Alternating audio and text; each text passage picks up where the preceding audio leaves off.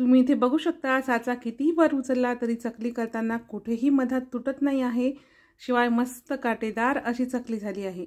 या पद्धतीने केलेल्या चकल्या तेलामध्ये अजिबातही विरघळत नाहीत आणि अजिबातही तेलकट होत नाहीत।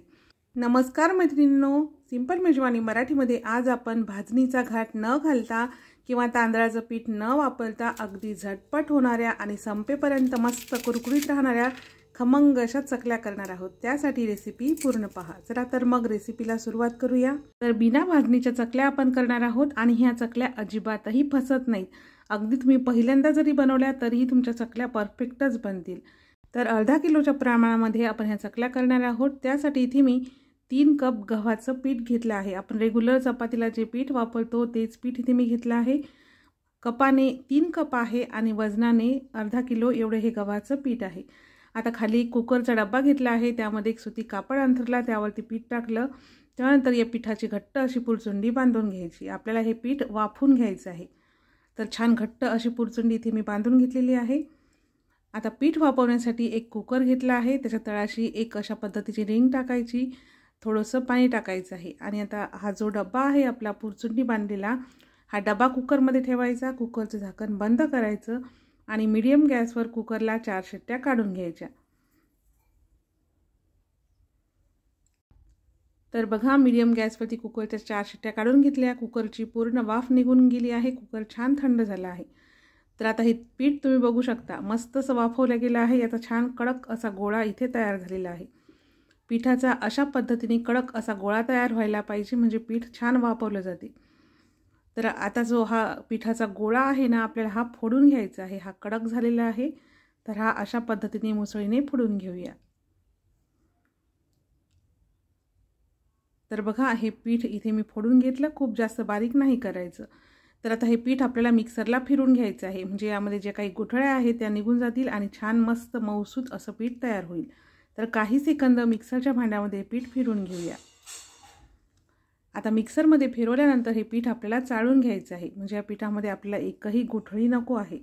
त्यासाठी पीठ चाळून घ्यायचं। बघा, ह्या ज्या गुठळ्या आहेत त्या बाकीच्या पिठासोबत पुन्हा फिरवून घ्यायच्या आणि पिठाची दुसरी बॅचसुद्धा इथे मी मिक्सरला फिरवून घेतली आहे आणि हे पीठसुद्धा इथे चाळून घेतलेलं आहे। बघा, आता ह्या ज्या काही थोड्याशा पिठाच्या गुठळ्या आहेत ह्या आपण बाजूला ठेवूया। आता या पिठामध्ये चवीनुसार मीठ, 2 चिमूटभर हिंग घालायचं आहे, 1 छोटा चमचा हळद, 1 चमचा भरून लाल तिखट। लाल तिखट तुम्ही तुमच्या आवडीनुसार कमी जास्त करू शकता।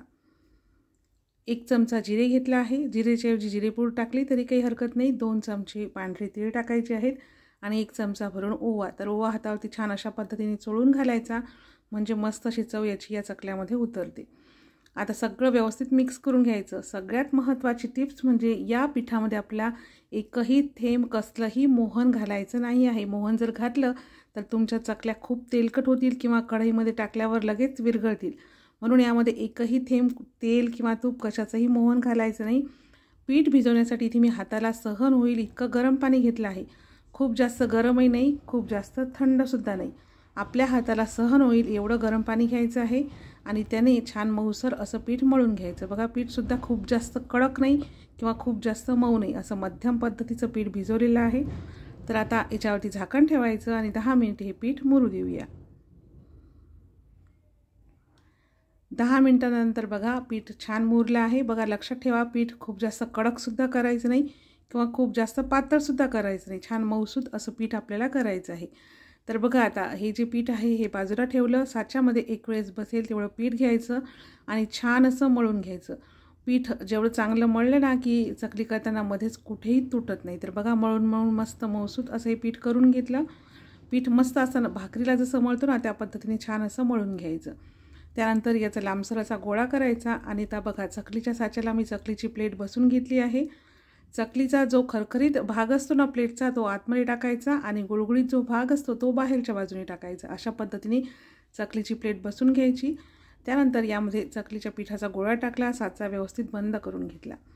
आता चकल्या करण्यासाठी इथे बघा मी 4 प्लेट घेतल्या आहेत आणि याच्या तळाला किंचितसर असं तेल लावून घेतलं आहे, म्हणजे चकली प्लेटला चिकटणार नाही।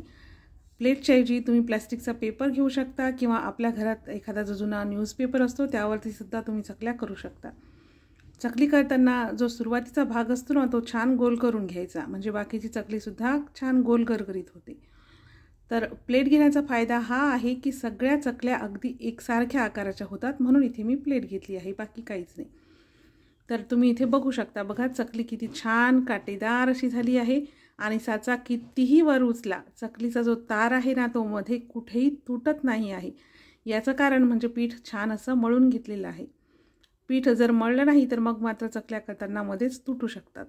पण या पद्धतीने केलेल्या चकल्या अगदी झटपट तयार होतात, अजिबातही फसत नाही, जास्त तेलकट होत नाही, संपेपर्यंत कुरकुरीत राहतात आणि चवीला सुद्धा मस्त खमंग अशा लागतात. ज्यांना भाजणी करणे जमत नाही किंवा भाजणीच्या चकल्या करायला जमत नाही त्यांनी ह्या चकल्या नक्की ट्राय करा, भाजणीपेक्षाही एकदम चवदार अशा लागतात. तर बघा इथे 4 चकल्या मी करून घेतल्या आणि तुम्ही इथे बघू शकता किती मस्त काटेदार अशी चकली झाली आहे. आता चकल्या तळताना सगळ्यात महत्त्वाची टिप्स म्हणजे तेल खूप जास्त गरम नाही पाहिजे. बघा आपण यामध्ये पिठाचा गोळा टाकला, तो हळूहळू तरंगून वरती आला आहे, एकदम पिठाचा गोळा वरती आलेला नाही. अशा पद्धतीचं मध्यम गरम असलेलं तेल आपल्याला चकल्या करण्यासाठी हवं आहे. तर एक वेळेस कढईमध्ये बसतील तितक्या चकल्या आपण तेलामध्ये टाकून घेऊया. तुम्ही बघू शकता प्लेट अगदी सहज अशी उलटी केली की चकली अगदी सहज पडत आहे. तर मीडियम गॅसवरती आपल्याला ह्या चकल्या तळून घ्यायच्या. चकल्या टाकल्याबरोबर लगेच याला हलवायचं नाही, तर खालच्या बाजूने चकल्या तळून झाल्या की नंतर उलटून घ्यायच्या. बघा अशा पद्धतीने चकल्या जास्त वेळ उलटपलट करायच्या नाही, खालच्या बाजूने छान तळून घ्यायच्या, नंतर पलटून या बाजूने चांगल्या तळून घ्यायच्या. म्हणजे फक्त एकदाच आपल्याला ही चकली पलटवायची आहे. चकली तळताना गॅसची फ्लेम मीडियम ठेवायची. हाय फ्लेमवर चकल्या तळू नका, कारण त्या खूप लवकर लालसर होतात आणि आतमध्ये कच्च्या किंवा मऊ राहतात. तर बघा आता छान कुरकुरीत होईपर्यंत ह्या चकल्या तळून घेतल्या. तुम्ही इथे बघू शकता तेलामध्ये चकली अजिबातही विरघळलेली नाही आहे. शिवाय चकलीचा रंग बघा किती छान आला आहे आणि मस्त कुरकुरीत अशी चकली झाली आहे. अशाच पद्धतीने बाकीच्या राहिलेल्या सगळ्या चकल्या आपण करून घेणार आहोत. फक्त लक्षात ठेवा तेल खूप जास्त कडकडीत गरम करायचं नाही किंवा खूप स्लो फ्लेमवर सुद्धा चकल्या तळायच्या नाही, त्यामुळे चकल्या खूप जास्त तेलकट होऊ शकतात.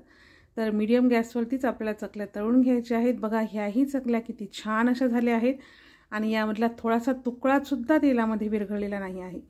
तर इथे तयार आहेत आपल्या अगदी झटपट होणाऱ्या मस्त खमंग कुरकुरीत अशा गव्हाच्या पिठाच्या चकल्या. अजिबातही तेलकट होत नाहीत, संपेपर्यंत कुरकुरीत राहतात आणि छान हलक्या आणि पोकळ होतात. तर तुम्हाला आजची रेसिपी कशी वाटली कमेंट्समध्ये मला नक्की सांगा आणि दिवाळीच्या फराळातील अशा छान छान रेसिपी सोप्या पद्धतीने पाहण्यासाठी आजच आपल्या चॅनलला सबस्क्राईब करा.